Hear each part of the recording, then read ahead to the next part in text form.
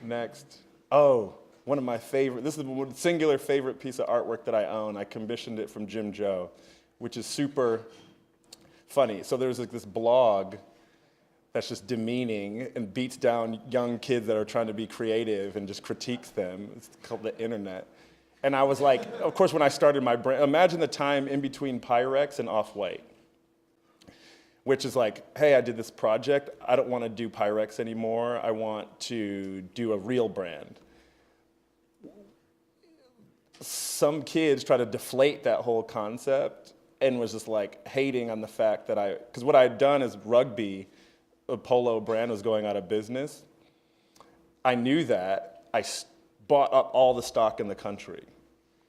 Because when I made the champion sweatshirts, I was like, damn, I wanted to make a flannel and I forgot. Like, well, how can I get a flannel quick? And I was like, wait, this brand is about to go out of business, so if I buy it all up, no more exists. And of course, I paid like the sale price on it, and I was like, I'm just gonna print on it, and I'll like look at it, and I was like, how much does this look like it's worth? $500. Like, that's what that was what it was worth to me. I was like, no one thought to do this. It's a really nice flannel.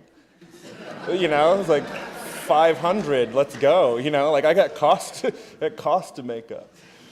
And so, of course, like an attempt to deflate a young creative kid's vision, they put out this, and mind you, I'm telling you all this backstory. It was just like that little thing that you read on the internet that you're like, damn, like my brand is over. I literally, when this era was, I was like, dang, that was fun while it lasted.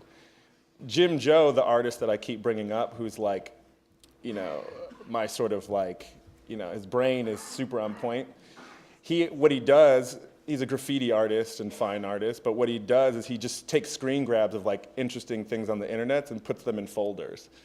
And he has a super distinct hand style, like you saw it from the spray paint. And so I was like, hey, I'm doing a showroom, can we collaborate on a rug? And I was like, hey, I'm gonna be the only person in the world that has a Jim Joe rug. You know, Jim Joe did the Drake cover, Thank Me Later, or something like that, or you know it, I don't know. Wait, what was it called?